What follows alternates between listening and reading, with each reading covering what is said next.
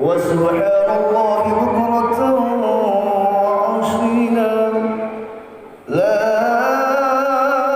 ilaha illallah wahdahu sadaqa wa'dah wa nasara 'abdah wa 'azza jundahu wa hazama al-ahzaba wahdah. La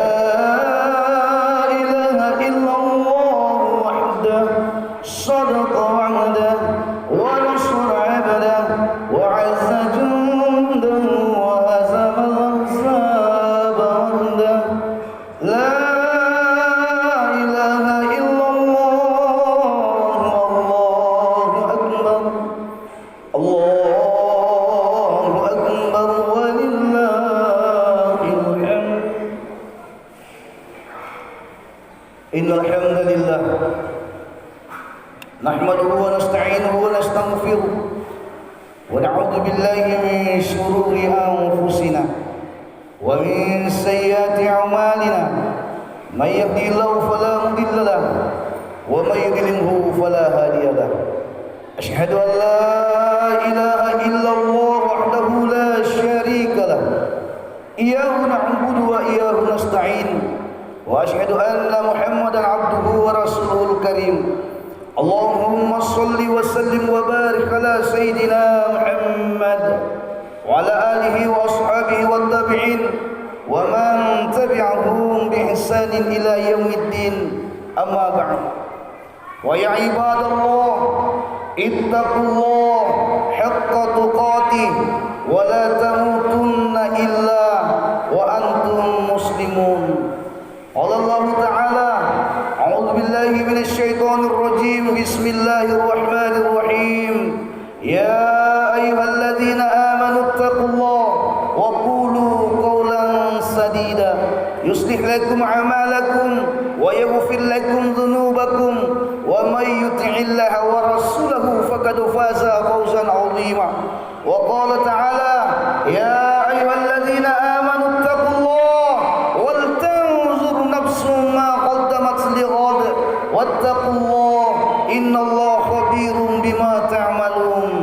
وقال أيضا: إنا أعطيناك الكوثر فصل لربك وانحر إن شانئك هو الأبتر.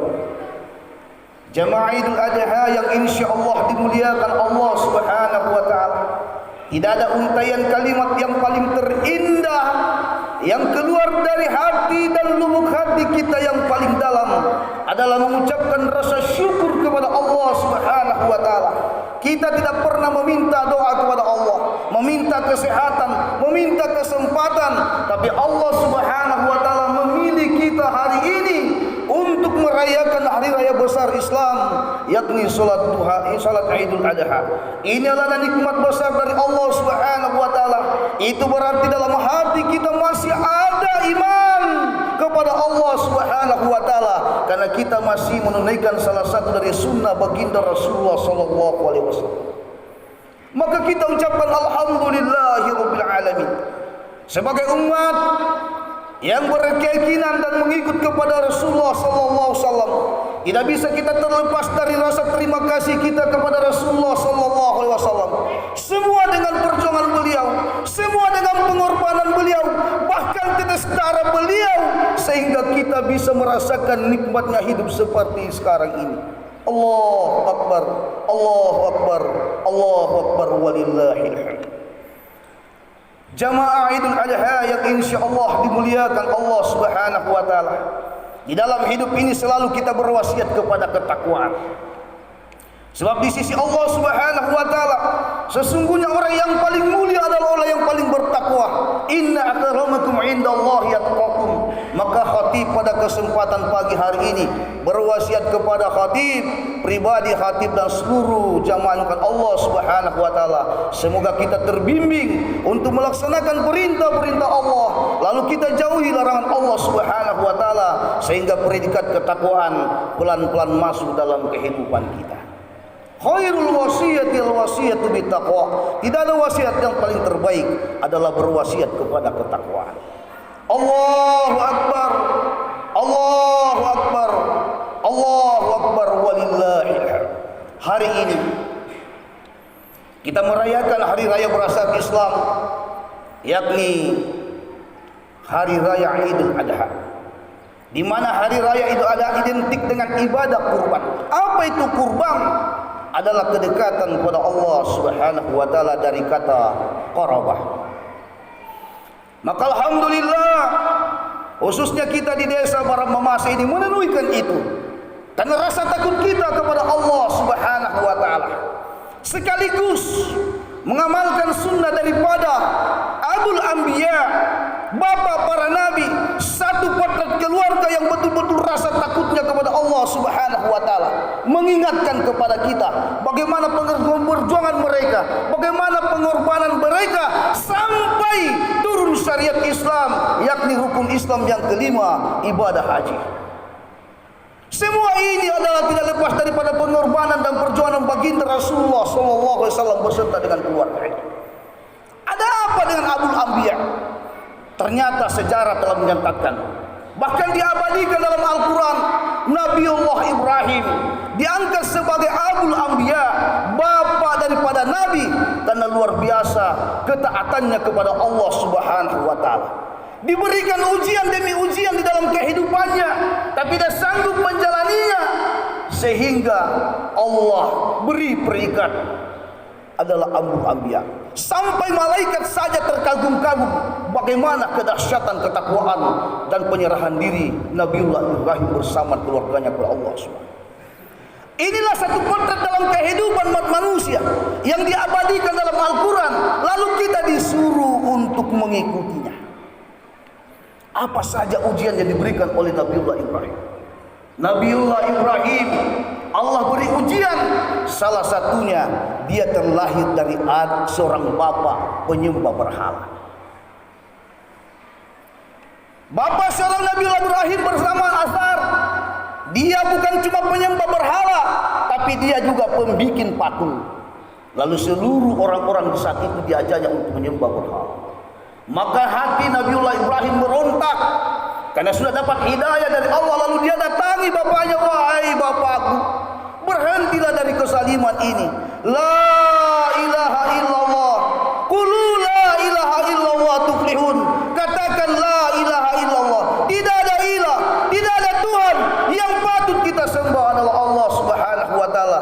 Dialah yang memberikan nikmat dalam kehidupan ini. Apa kata bapa Nabiullah Ibrahim? Wahai Ibrahim, wahai anak kecil, jangan kau mengajari saya. Ini sudah tradisi dan kebiasaan daripada nenek moyang kami.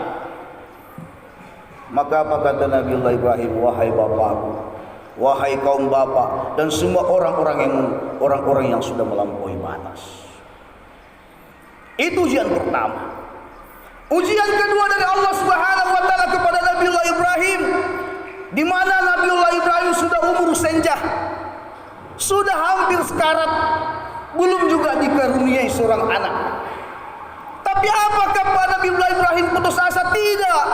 Dia yakin dengan kekuatan doa.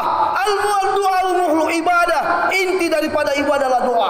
Dia selalu angkat tangan, Rabbi habli minas solihin, Rabbi habli minas solihin. Ya Allah, anugerahkan kepada aku ya Allah seorang anak yang saleh ya Allah, yang bisa menjadi penyejuk hati di saat usia yang sudah tidak masuk akal, di saat umur sudah senja. Tapi tidak ada mustahil bagi Allah. Ternyata dari rahim seorang Siti Hajar keluarlah seorang anak yang menjadi penyuluh hati yang bernama Ismail. Apakah sampai di situ ujian Nabiullah Ibrahim? Tidak. Setelah Nabiullah Ismail lahir, maka Allah menyampaikan kepada Ibrahim, bawa keluargamu di tengah padang Sahara sana. Di sana bapak ibu tidak ada kehidupan, tidak ada tetangga, tidak ada sama famili, tidak ada pohon-pohon, bahkan air pun untuk menghilangkan rasa haus tidak ada. Tapi ketaatan Nabiullah Ibrahim alaihissalam, dia harus berangkat membawa keluarganya yang dahulu dikenal dengan Bakkah, sekarang jadi Mekah. Maka diantarlah keluarganya di sana. Apakah sampai di situ jamaah Allah Subhanahu? Tidak. Allah berikan lagi ujian kepada Nabiullah Ibrahim karena bentuk kesayangnya Allah kepada dia. Mau Allah hanya menitipkan dalam hati Nabiullah Ibrahim adalah hanya untuk Allah, cintanya hanya untuk Allah. Maka apa kata Allah kepada Ibrahim? Tinggalkan istri anakmu di sini. Ya Allah, ya Rabb, bagaimana sekiranya kita ini belum tentu kita sanggup dan tidak sanggup. Hari ini saja Pak, kita hidup bertetangga banyak orang. Kita ini ada harta berlimpah lagi, tetapi masih banyak di antara kita, istri-istri kita mengeluh, malah tidak bersyukur dengan apa yang Allah suaminya berikan dalam kehidupan. Tapi Nabiullah Ibrahim berserta dengan keluarganya, Siti Hajar bersama anaknya yang masih biru, dibawa di tengah padang Sahara kering kerontang, tidak ada tanda-tanda kehidupan. Setelah sampai di sana, maka turun lagi perintah kepada Nabiullah Ibrahim. Ibrahim, tinggalkan istrimu dan anakmu di sini. Ya Allah, siapa orang tua, siapa bapak yang tidak hancur hatinya meninggalkan istri, si buah hati yang masih sangat biru, harus ditinggalkan dia berdua di tengah padang, tidak ada kehidupan, tidak ada tetangga, tidak ada siapa-siapa. Betapa bersedihnya Nabiullah Ibrahim, tapi ini adalah perintah Allah yang nomor satu dalam kehidupan. Sampai dia tinggalkan istrinya Hajar dan Ismail anaknya, seorang istri yang taat kepada Allah, yang sangat menghargai suaminya, tidak terlalu banyak bicara, dia hanya berkata, wahai suamiku, untuk siapa kamu tinggalkan aku di sini? Apakah kau tidak takut aku akan dimangsa oleh binatang-binatang buas? Apakah kau tidak pernah cemas kalau aku meninggal bersama anakmu di sini? Ilaman takiluna, untuk siapa aku tinggalkan di sini wahai suamiku? Dua kali istrinya Siti Hajar menyampaikan. Tidak sanggup seorang bapak menjawab pertanyaan dari seorang istri. Dia tidak sanggup menoleh ke belakang saking sedihnya meninggalkan istri anaknya. Sehingga Siti Hajar paham. Dia tahu bahwa ini perintah Allah. Lalu dia sampaikan kepada suaminya Nabiullah Ibrahim, wahai suamiku, apakah ini perintah Allah? Maka seorang bapak tidak sanggup berkata apa-apa, dia cuma mengiyakan dengan menganggukkan kepala. Lalu ditinggalkanlah Siti Hajar, seorang istri yang taat, bersama anak yang masih biru. Tidak ada orang yang menemani. Tapi karena ini perintah Allah, mau tidak mau Nabiullah Ibrahim harus meninggalkan. Entah berapa tahun kemudian, lalu turun lagi ujian, perintah kepada Nabiullah Ibrahim. Betul-betul goncangan kehidupan Nabiullah Ibrahim, Abul Anbiya, sehingga diabadikan dalam Al-Quran. Apalagi ujian yang datang kepada Ibrahim. Dia tidak pernah melihat anaknya, yang mungkin umur itu ada perbedaan pendapat ulama. Ada yang mengatakan 17 tahun, ada yang mengatakan 7 tahun. Yang jelasnya Nabi Ismail sudah tumbuh menjadi anak yang hebat, yang cerdas, yang kuat, sudah bisa membantu ibunya.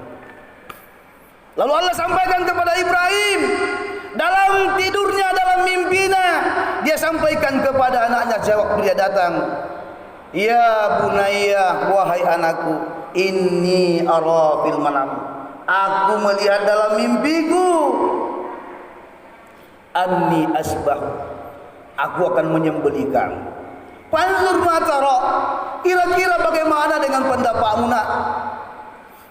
Qala awatif'al ma tumar satajiduni insyaallah minas sabirin. Dialog antara seorang bapak yang taat kepada Allah dan seorang anak soleh Ismail. Apa yang terjadi? Dia katakan, wahai anak, aku melihat dalam tidurku harus menyembelih kau. Bagaimana pendapatmu? Maka apa kata Ismail? Wahai bapakku, kerjakan, karena saya yakin itu adalah perintah dari Allah. Apa karena kita hari ini bagaimana kira-kira anak kita? Salah sedikit saja membentak orang tua, melawan orang tua.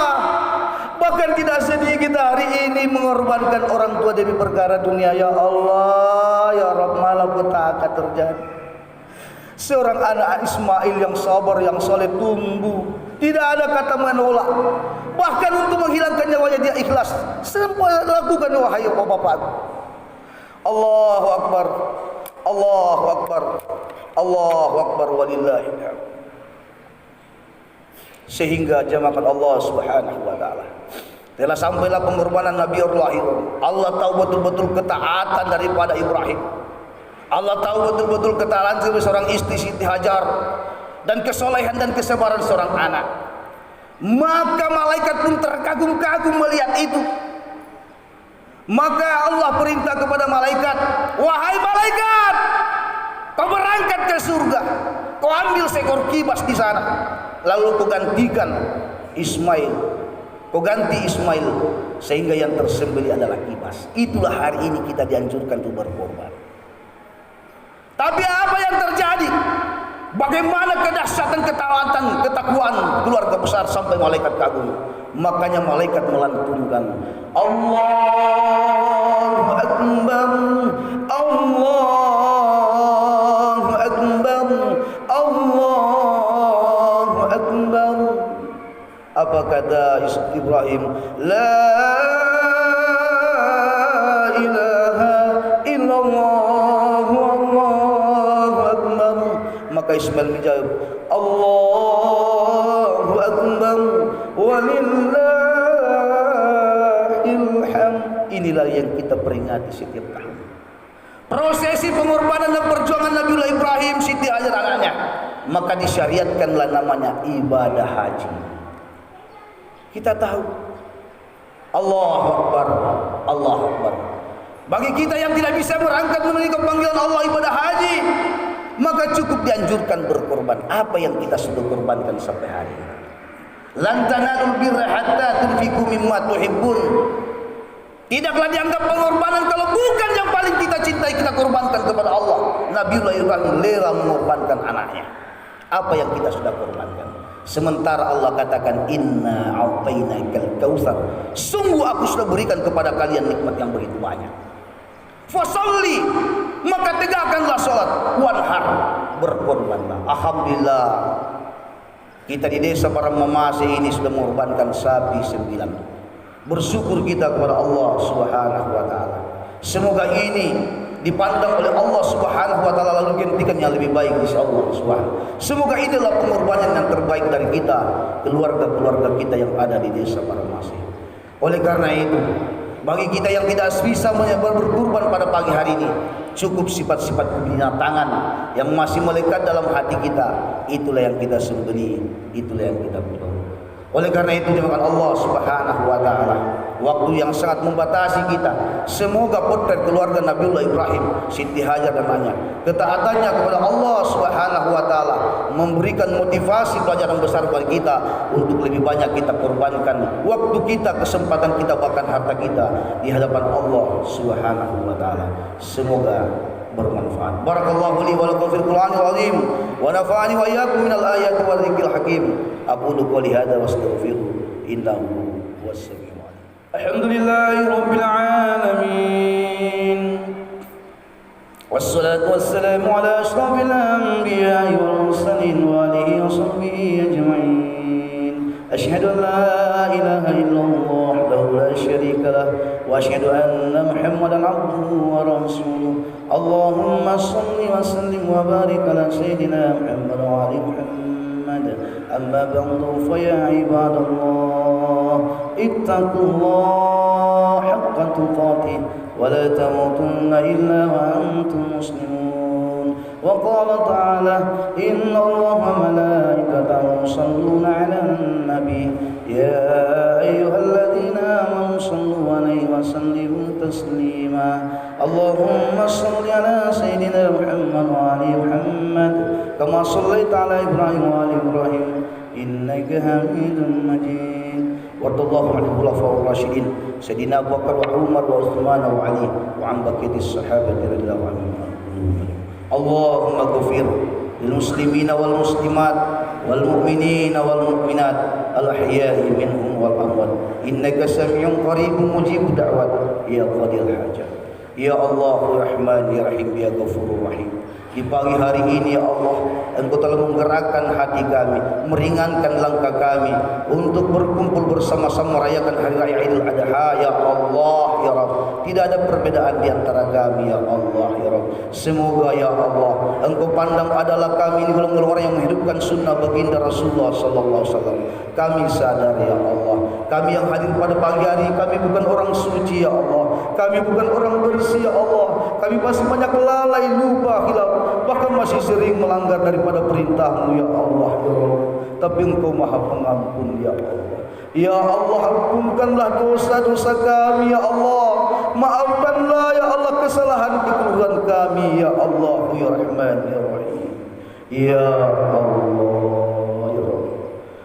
Keluarga kami ya Allah, saudara-saudara kami yang sempat hadir pada kesempatan ini ya Allah, Engkau berikan ujian penyakit ya Allah ya Rabb.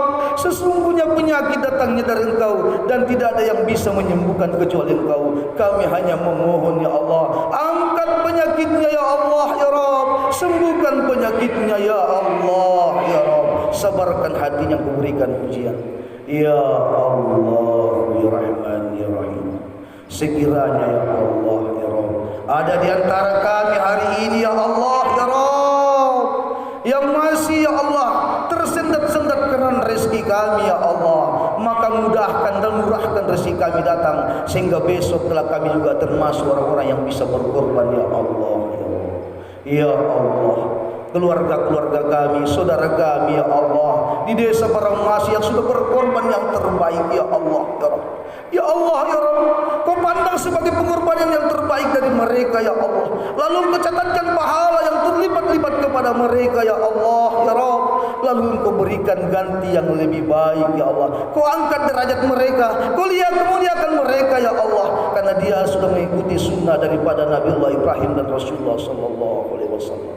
Ya Allah, mungkin ada di antara kami yang belum sanggup berkorban, padahal hati kami mau berkorban ya Allah. Kami hanya mau ya Allah. Ya Allah, sifat-sifat kebinatangan yang masih melekat dalam diri kami ya Allah, singkirkan ya Allah, jauhkan ya Allah. Beri hidayah kepada kami, petunjuk kepada kami ya Allah, bimbing kami, tuntun, karena kami juga orang yang rindu akan kebaikan ya Allah. Sesungguhnya hidayah di tangan-Mu ya Allah. Ya Allah, anak-anak kami ya Allah, mungkin masih banyak yang melawan kami, tidak mau taat perintah kami ya Allah. Tidak ada yang bisa ya Allah memberikan hidayah kepada anak-anak kami kecuali Engkau ya Allah. Ya Allah, Rabbi habli minas sholihin, Rabbi ij'alni muqimas sholati wa min dzurriyyati rabbana wa taqabbal du'a. Ya Allah ya Rabb, mungkin ada di antara kami yang hadir hari ini ya Allah ya Rabb, belum ya Allah kami saling memaafkan ya Allah. Bukakan hati-hati kami ya Allah untuk saling memaafkan, untuk bisa saling meredahkan ya Allah. Ya Allah, angkat sekat itu ya Allah, karena jujur ya Allah di dalam hati kami ya Allah ada kalimat la ilaha illallah. Itu yang mempersaudarakan kami. Nafsu kami lah yang membuat hati kami gelap ya selama ini, sehingga kami tidak sanggup memaafkan, padahal kami tahu derajat paling mulia dalam memaafkan sesama. Ya Allah, sambungkan kami hati dengan kalimat la ilaha illallah. Ya Allah Rahman, Allahumma Rabbana atina min ladunka rahmah wa hayyi lana min amrina rasyada. Allahumma Rabbana atina fid dunya hasanah wa fil akhirati hasanah wa qina adzabannar. Wa sallallahu ala sayyidina Muhammad. Subhana rabbika rabbil izzati amma yasifun wa salamun alal mursalin walhamdulillahi rabbil alamin. Ibadallah, innallaha ya'murukum bil 'adli wal ihsan wa ita'i dzil qurba wal yahyi ya'idukum la'allakum tadhakkarun wa la ilaha illallah ma tasna'un. بذكر الإله وتصفو الحياة بنور هدى جمال الوجود بذكر الإله وتصفو الحياة